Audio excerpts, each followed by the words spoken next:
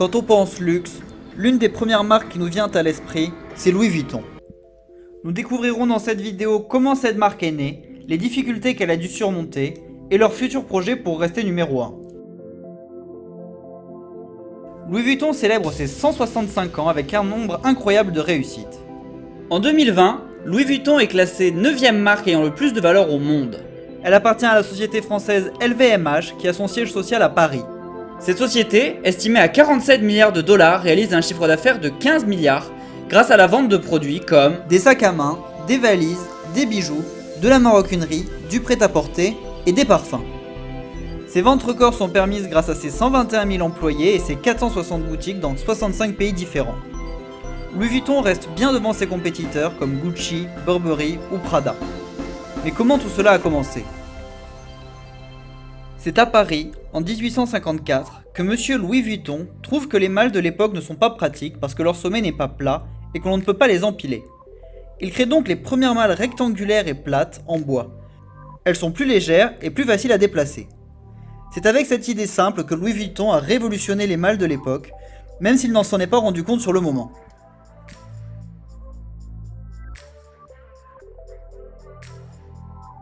Monsieur Louis Vuitton naît le 4 avril 1821 à Anché et arrive à Paris après la mort de sa mère alors qu'il n'a que 16 ans. Il devient apprenti chez Monsieur Maréchal, un fabricant de malles et de bagages. Il reste dans cette maison pendant plus de 17 ans.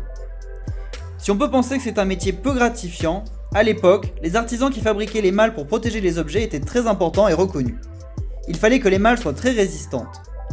Si aujourd'hui les bagages arrivent en mauvais état lorsqu'ils sortent des soutes d'un avion, vous pouvez imaginer ce qui est arrivé à l'arrière d'une diligence tirée par des chevaux. Comme son travail était excellent, Monsieur Vuitton se fait remarquer par l'impératrice et la femme de Napoléon Bonaparte, Eugénie de Montiraud. Il devient son mallettier et préparateur personnel. Avec un tel succès, et un accès à une clientèle aussi élitiste, Monsieur Vuitton fonde son atelier et commence à recevoir de nombreuses commandes, certaines provenant même du pacha égyptien, Ismaïl Pacha. Il est obligé d'agrandir son atelier et déménagera à Asnières, un village proche de Paris, en 1859.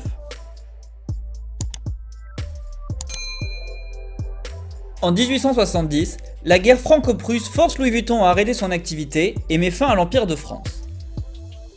À la fin de la guerre, Louis Vuitton retourne à Asnières pour retrouver son atelier. Malheureusement, les équipements qui n'avaient pas été détruits pendant la guerre avaient été volés. Abattu par cette nouvelle, il décide tout de même de reconstruire son atelier et réouvre quelques mois après. À la réouverture de son atelier, avec sa popularité grandissante, les mallettiers concurrents ont commencé à l'imiter en construisant les mêmes malles. Pour essayer de protéger son nom et éviter que ces malles ne soient confondues avec les autres, Louis Vuitton décide de les recouvrir de lignes beige et marron. Mais, seulement 3 ans après qu'il ait ouvert une boutique sur Oxford Street à Londres, il recommence à être copié avec des concurrents qui collent les mêmes motifs que lui sur ses malles.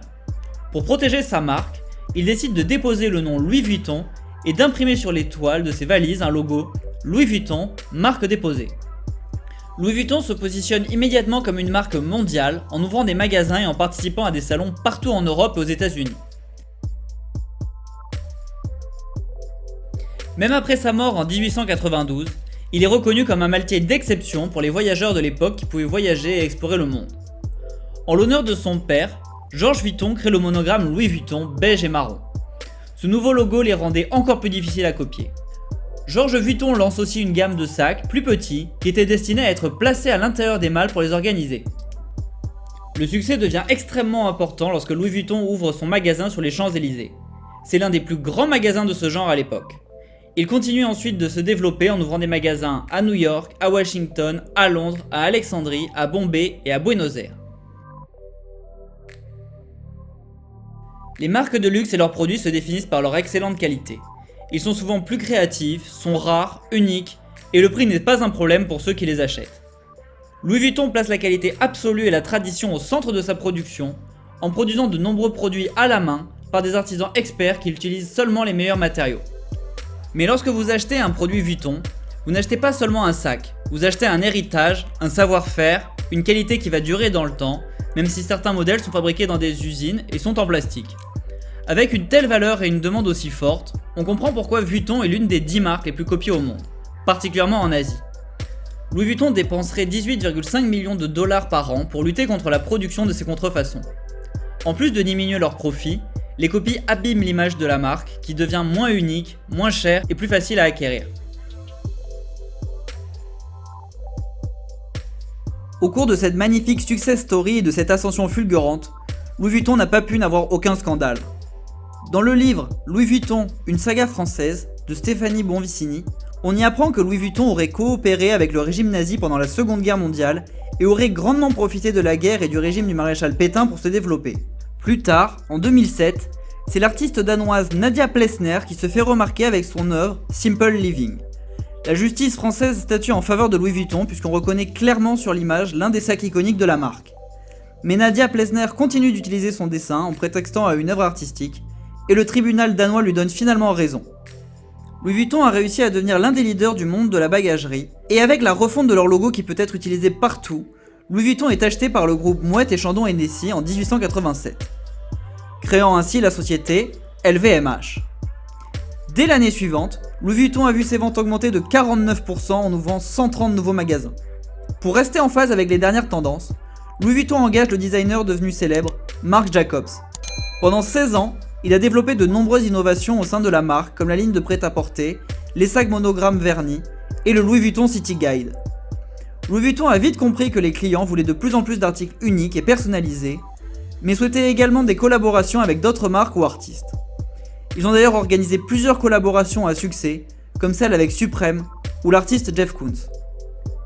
Récemment, ils ont embauché l'un des designers les plus tendances à la tête de leur ligne de prêt-à-porter pour hommes, Virgil Abloh. D'autres marques du groupe LVMH comme Moët et Chandon en ont profité pour sortir une édition limitée de bouteilles de champagne avec écrit Do Not Drop.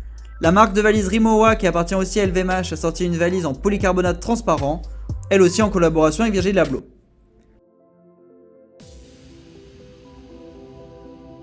Malgré les différentes crises financières, les ventes des articles de luxe n'ont cessé d'augmenter, principalement grâce au marché asiatique qui n'achetait pas d'articles de luxe avant. Louis Vuitton a réussi à se positionner comme une marque exclusive mais accessible, et était déjà prêt avant la crise sanitaire à vous conseiller à distance. En effet, vous pouvez parler à un styliste basé à Paris sur le site du Bon Marché qui appartient à LVMH, et un chat est disponible sur le site Louis Vuitton. Nous verrons comment Louis Vuitton fera pour s'adapter, et si ces précautions auront suffi pour survivre à une crise sanitaire mondiale. Merci de vous être abonné et à la semaine prochaine pour une nouvelle vidéo.